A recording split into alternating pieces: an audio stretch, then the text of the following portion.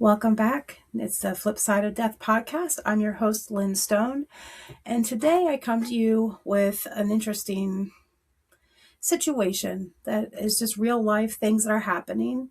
And if you've been listening in on any of my shows here lately, well, since I've been started actually, you'll know that I've been pushing a lot for getting your documentation in place and just the importance of having your advanced directives and your power of attorney set up and all of those things because you know while I do talk about planning for your ultimate demise and things that life that happens afterwards for those who are left behind to take care of everything, you're still alive and you're still doing things, and it's still so super important that you go ahead and get those things taken care of. So that means getting your advance directive done and appointing your power of attorneys and having your final wishes kind of outlined at least so that someone has an idea of what's going on.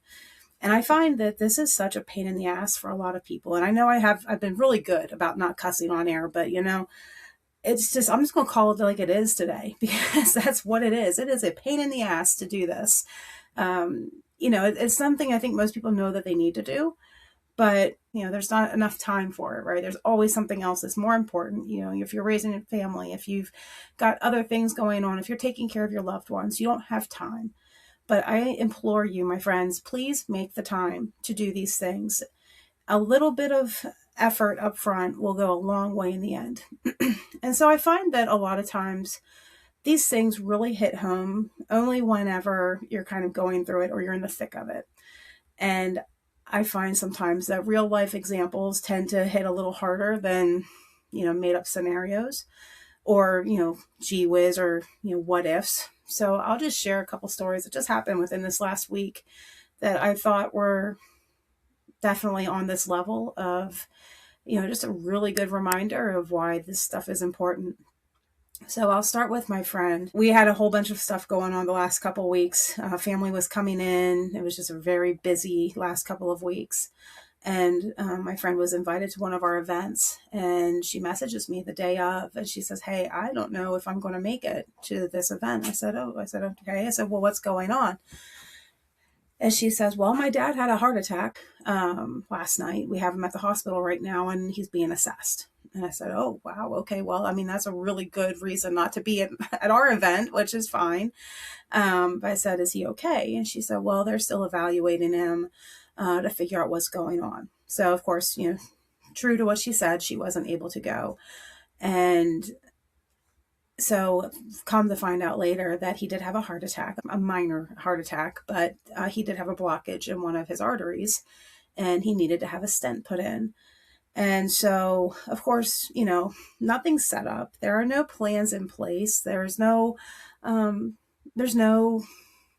advanced directive or no power of attorney or no anything. And so it's my friend, her mom, and her dad, and trying to figure out what's going on. And so, it all turned out for the better. I mean, he had the stent put in. He was able to go home. He's doing fine.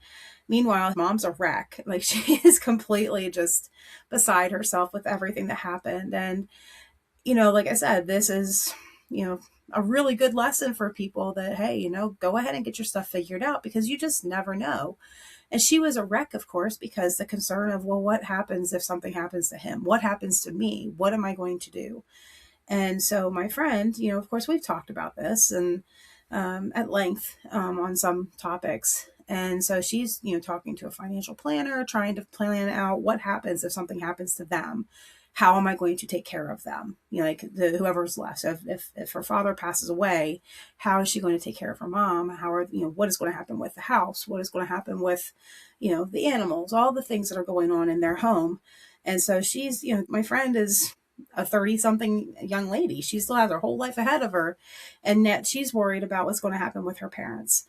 And so again, I mean, this happens, this is a topic for everyone. All of us can benefit from having the wherewithal and the forward thinking of preparation because you just never know, right? You just never know what's going to happen or when it's going to happen. And so, or, the extent of what's going to happen. And I talk about planning, death planning, of course, but I also talk about the fact that, we can become incapacitated at any time. And the classic example that I point back to, of course, is COVID. People were fine, and then they caught the virus, and then they're in the hospital hooked up to a ventilator. Some made it, some didn't. People are saying goodbye to their family through Zoom or, through the windows because they can't be in there with them. And so there was so much stuff that happened during that time that it's so easy to forget. I saw a thing just the other day that said COVID was 6 years ago. And it's like, well, yeah, it was. But, if you count, right, it's 2026. It happened back in 2020, right? So, 6 years. But it seems like it was a lifetime ago. We've made so much has happened in that time. And it's so easy to forget what we've been through. And, not necessarily what we personally have been through, but what others have gone through. And just some of the trauma that came with that. So, again, just one more reason, right? I keep giving you a bunch of reasons. And so another thing that has happened, and this one, of course, hits just a little closer to home. My family personally dealt with this like a couple years ago when my grandmother was suffering from, I assume it was dementia. I'm not sure if it was dementia or Alzheimer's. I don't know. We ever got a formal diagnosis. But my parents were taking care of her, and just all of the things that they went through. And of course, she passed away last year. And so it's like, it's kind of still there, right? It's still resonating a little bit, but, you think you're kind of past it. Well, then I get a message, a couple weeks ago. Like I said, we had some stuff going on. And I was expecting my stepson and his wife to come down for this weekend that we had everything going on. And I get a message from my daughter-in-law, and she says, "Hey, of course she wanted to call, and I'm in the middle of something, so I'm kind of texting her." And I said, "What's going on?" And she said, "Well, she said that his grandmother fell and has a massive brain bleed." And I said, "Oh," I said, "Well, is she still with us?" Like just the way it was said, right? It's like, is she still alive? And yeah, she's still alive, but she's in the hospital. I'm like, okay, well, then he needs to be there with her because that's the right thing to do. And so afterwards, probably a week later, I talked to him this week. So it's been a couple weeks since all that happened. Then I reached out to him like, "Hey, how's it going? How is she? How are things?" And so a little background on the story is that his grandmother lived in South Florida, and my stepson lived with her for a little while. And then, of course, he went to the Army, did some great things. We met his wife, moved to Michigan, had family, all that stuff. And so, again, grandmother's in South Florida. He has an uncle that's in South Florida. His mom's in, I think, Missouri somewhere. And so the grandmother starts having issues, mental issues. And it becomes grandmother has dementia, early stages. And so the decision is that they're going to move her to Michigan into a care facility. And, that way he can be close to her and help take care of her. Of course, the part of the problem here is that he's the only family that's close to her. Again, he has an uncle in Florida that he's there, but he's not, he's kind of there. Yeah. So you can kind of see where this is going, right? So the grandmother's in a care facility in Michigan. My stepson's in Michigan, so he's the closest family member to her. And then, unfortunately, whenever they were doing all of this, they did not go through the process immediately of getting any type of power of attorney or anything set up. And so she got there and had this incident. And of course, he can't really do anything for her because he's not anything legally connected to her other than her grandson. And so I asked my daughter-in-law, I said, "Well, is he going to get a medical power of attorney or something?" And she said, "Yeah, they're in the middle of doing that now. They have a legal appointment on like Monday, the following Monday." So I said, "Okay, well, that's good. That's good. They definitely need that so that someone can make decisions on her behalf if she's unable to do that." And so I had an opportunity to speak with him, earlier this week. And I was asking a little bit about it. And I had asked him, I said, does she have a will or does she have an advance directive or anything like that? And no, she didn't have an advance directive. She didn't have her power of attorney. She had identified her son, his uncle, as the executor of a will, but the will only talked about the financial stuff. It talked about, money that was wherever and what she wanted done with it. Of course, I don't think the plan ever was that she was going to go into a medical facility and need care. And so, of course, any money that's there is going to go immediately into that. And when he started dropping figures for that, I thought, oh, it's not going to take long. It's not going to take long at all for that money to go. And, as assuming that she continues to stay where she's at. If she, if her symptoms get worse, then of course the more money is going to cost, because it's going to take more effort on the facility's part to take care of her. So that means more money each month to be able to afford for her to be in that place. So it was just a really tough conversation with him, because, he doesn't know what he's doing. He has no clue. And, just trying to make the best decisions for his grandmother and for the family overall, because, he's married and has 2 younger children. And so it makes it very difficult to try to make this balance, because any little thing he needs to be there, because he's the only one there. And so when I was talking to him, I had offered some of the checklists that I had created to help with getting stuff in line. I mean, his grandmother is kind of in the middle. Like she has dementia, but she's not completely gone. So she's to the point where she can still feed herself, she can still bathe herself, but she can't really remember stuff. Like he said, she's stuck in 1976. She knows who he is, but she still thinks she's on some beach down in Florida somewhere, which was back in the 70s. And he wasn't even alive then. So that's just kind of interesting, like the timing that she's kind of stuck in.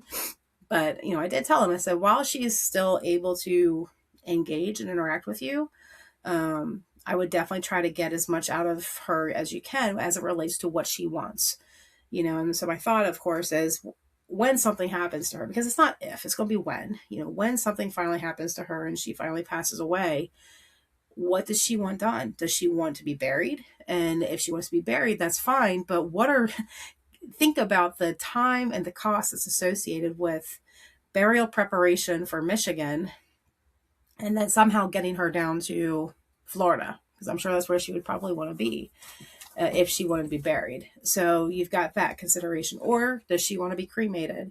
And if so, that would honestly be a cheaper version. But then what do you do with the cremains? You've got at least 3, possibly 4 people that, the cremains need to go to. And, what do you do with them? And just what does she want? Does she want a service? Does she want anything? Or does she just say, just do whatever, I'm dead, I don't care? Which, again, people will do that. They'll say it doesn't matter to me because I'm going to be dead, and what does it matter? But it makes it so much easier for the survivors to know exactly what you want, so they don't have to guess. And then not only not have to guess, but not have to second guess themselves in whatever decisions they make. And so, of course, we talked about that. And I also suggested to him, for his own sanity and for the saving of his family and his marriage and his sanity, was to meet with his family, to talk with his mom, meet with his mom and his uncle, and just kind of come up with a plan, and like how to care for his grandmother, because that's a lot. There is caregiver burnout. I'm sure people have heard about that. If you've been a caregiver, you know this to be true for yourself. I've witnessed that with my dad. Fortunately, his sister was able to kind of swap off with him. Not a whole lot. I mean, maybe like a week here or 2 weeks there or whatever. But it was enough that he could just kind of take a breath and relax and, not have to worry about mom. And, for my stepson, that's what I had also told him. I said, you need to have this conversation. You need to have plans. They need to come give you respite. You need to be able to walk away and go do something with your family and not feel like you have to be there because someone else has it, and you have to be able to trust that they've got it.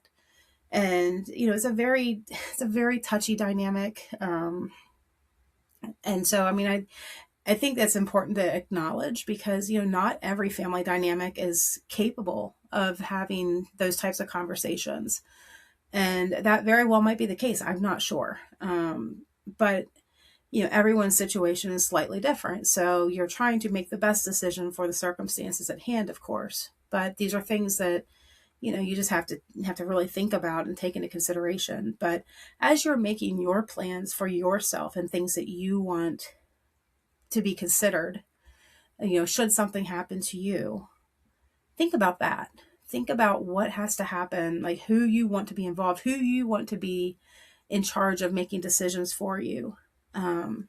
Maybe it's your spouse, maybe it's your children, but don't just pick your children just because they're there, like just by default, because they might not be able to do it. They might have small children at home. They might be in between jobs. They might, financially not be able to take care of things. These are all considerations that have to be thought about whenever you're assigning roles, if you will, even if it's hypothetical. Really just kind of thinking out who should be doing what, who you would entrust with your care and the decisions that would be most aligned with what you want. And then, of course, giving them the roadmap, telling them what you want, giving them the guidance and the direction, so that they know that, okay, mom didn't want to be hooked up on a respirator. Let her just kind of do what she has to do. And I think by giving them that direction, it makes it easier whenever it comes time to make those decisions. Because, if you're on a respirator, you go to the hospital, their job is to keep you alive. And they will do everything they can to keep you alive. And that's why it's so important for you to have your wishes known. So if you don't want to be hooked to a machine, if you don't want to be a vegetable, or if you want to donate your organs, for someone else because you're not able to live any further, those are things that they need to know so that they can make the proper arrangements. And it's so morbid. I know. I know that no one likes to talk about this stuff, but I assure you it is so, so important. I mean, these conversations happen all around us all the time. We all know people who are going through things. It might be cancer. It might be hospital visits. It might be, this little thing turned into that big thing. It might be, everyone's recognizing that, Lucy's losing her marbles, but, not thinking about that is actually evolving and turning into something else. And, now Lucy needs care. Now Lucy is a fictional person. I'm just pulling a name out of the air, but that happens every day. And we know these people in our lives. And if there's anything we can do that helps our family, that helps our situation, why would we not do it? Why would we not take the time to fill out a form that's like the 5 wishes form? Or do you fill out an advance directive, or filling out your power of attorney? Like, that's just an assignment. That's just saying, I want this person to be my power of attorney, my medical power of attorney that will make all my medical decisions for me should I not be able to. That's it. That's all you have to do. Now, there is a small cost involved, but if you can do as much of the work up front, then that minimizes your costs. When you're dealing with the legal field, the more time it takes for them to develop things, the more money it's going to cost you because they're using their time to create. Whereas if you create it up front and all you need them to do is push it through the system, like make sure it's legally sound and push it through the system, that price tag is significantly less. So I encourage you to really think about that. And if you're like, I don't know where to look for that stuff, just Google that shit. Okay. And here we go. I'm cussing again, but truly, Google that shit. It's so easy. Just Google it. We are on our phones 24/7. Pull up your Google or whatever, DuckDuckGo or whatever other browser you use, and type in advanced directive form or medical power of attorney form. And it will pull up all the different formats that you could possibly think of that you can just start filling out. And then at that point, all you have to do is get it filed. And that's so much less money than if you go to a lawyer and say, hey, I want to do this. And then they have to draw it up and then they need you to review it. And then you give it back to them with your edits and all this back and forth. And every back and forth is cha-ching, cha-ching, cha-ching. If you're on a tight budget, Google that shit. I promise you it will be worth your time to do that. So anyway, those things were happening. And I just thought, I'm always on my soapbox about preparation and planning, and you have to, get these things situated and get them in order because you never know when it's going to be you or when it's going to be your loved ones. And so these are just perfect examples. These are close to my home. And I'm the one that's sitting here telling you guys to do this. Don't let it come close to your home and then you say, man, I wish I would have done that. Just get it done. Get it done. Take care of it. Take a few minutes out of your day to Google it. Take a few minutes out of your day to print it, and then sit down for an hour and fill it out. Take a Saturday morning, get your cup of coffee or your cup of tea, fill it out, and then make an appointment, get it squared away. I've told you stories. You've read it in the news. You read it on Facebook all the time of things that happen just out of the blue. Car accidents, people dropping dead, people having heart attacks, people falling with a massive brain bleed in a medical care facility that they just got to and needing care. People having a heart attack in the middle of the night and going to the hospital needing to have a stent. I mean, I hear about those people all the time. Facebook is an algorithm. I don't think life is, but I do believe that it's a little bit of a magnet. So you keep hearing these things, and the more you talk about it, the more you hear about it, whatever. But at the same time, this is just life. This is, we are around people, and things happen to people, and we are exposed to those things. So the little bit of precaution that you could take now is worth it whenever you absolutely need it in the end. So I'll leave you with that. Thank you so much for being here. Thank you for listening. If you found value in this, please feel free to share. Invite people to listen to the podcast. Invite people to my Facebook page so that you can follow along. I have bits of wisdom every day that I share with you about things to think about. And death is inevitable. Chaos is optional. And I'll see you guys next week on the Flip Side of Death podcast.